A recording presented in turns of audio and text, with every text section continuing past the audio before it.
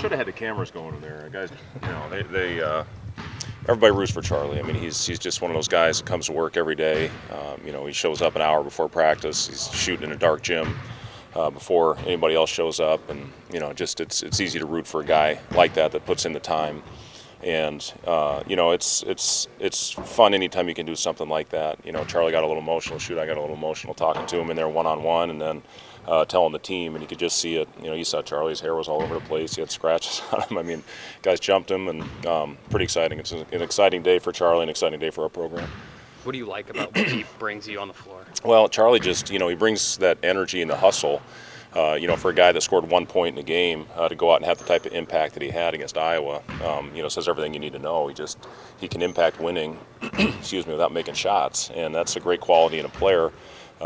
Just a couple plays that stand out this year is when he got into Harms's legs on a block out against Purdue and drove him all the way back to the free throw line, and he just made play after play. That Iowa game where he dove on the floor, it's the loudest our arena got all night, and called the timeout, and it was a huge possession that I thought gave us some momentum at a critical time of the game.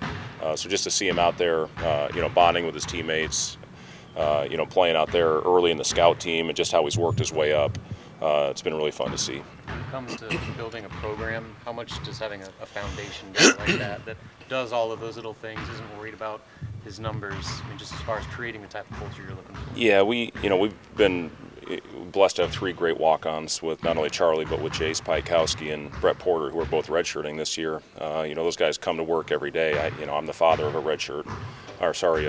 walk-on at Michigan State. I know how much time they put into it without getting a lot of the glory when you have success.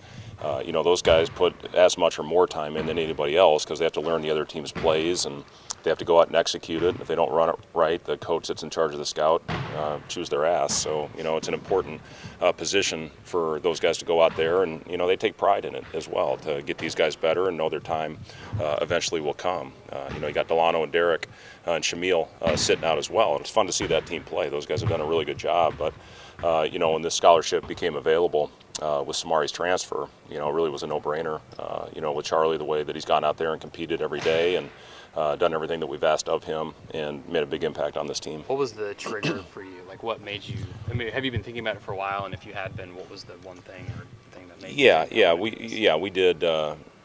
Obviously you look around and see what happens at mid-year, with a lot of things happening. But, I felt the best move for us was to give it to Charlie at this time. And, again, he's one of the more popular guys on this team, not only in the community, being a hometown kid, but in that locker room as well. And, if you have a guy like that, again, doesn't play a ton of minutes, hasn't played a ton of minutes, and then he goes out and gets his opportunity and takes advantage of it, it's really was a no-brainer for me. As you're trying to build this program, what does it mean to have a hometown kid like that in year one, come out as a freshman, earn a scholarship, do all the little things right, and make the most of his time on the court? Yeah, you hear the energy pick up in the building anytime he takes his warm-up off and goes to check in at the scorer's table. And he's a guy that is going to go out there, and like I said earlier, he's going to have an impact on the game whether he's making shots or not. And I do think it's just a matter of time before his shot starts falling.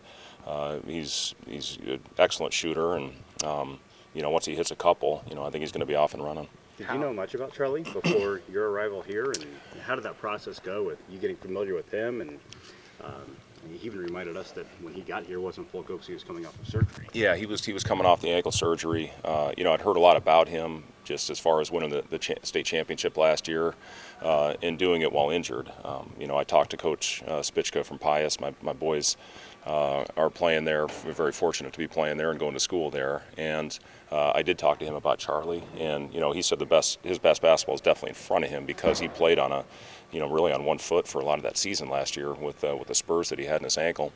But the thing about Charlie, he wasn't supposed to come out and practice much early because he was still going through his rehab. But you could just see it. He wanted to be out there. He wanted to be full go. And once he was cleared, he hasn't missed a minute of practice since.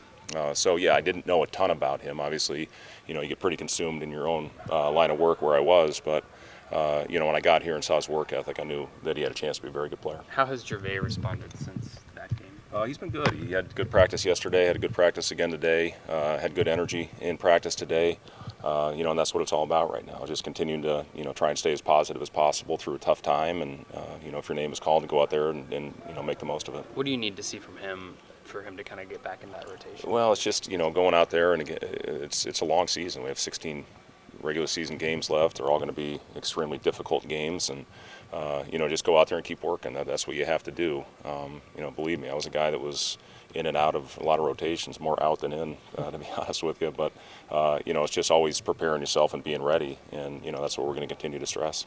Northwestern's gone through a bit of a tough stretch, but what makes them difficult to prepare for, and what are you looking to see this weekend? Well, I've been really impressed with Northwestern. Even though they're 0-4 in league, they had a 10-point lead with under 10 minutes to go at Indiana. They lost to Michigan State, who's got it absolutely rolling right now by only 5.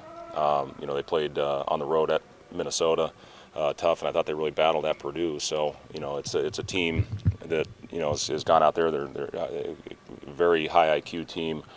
They can shoot it across the board. They'll play multiple defenses, and it's a road game after being at home for a pretty extended period. So we have to shift our mentality, to go out with that togetherness, and hopefully keeping our chemistry at a high level. You're going to have it if you have a chance to win on the road. What have you seen in practices after a nice midweek win? The last time we had a good win, we came out and didn't have a very good performance the next time out. So, it's important in this business to, anytime you have a tough loss, you got to put it behind you, and we've done that. We did that especially against Indiana to bounce back on a short prep and have a great game against Purdue.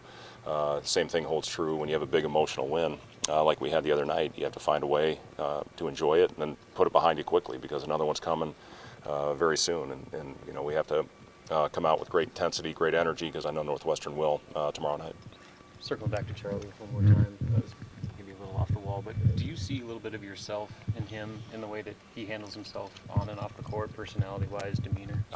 Charlie can dribble a lot better than I ever could. So, all right, thanks, guys. Thank you.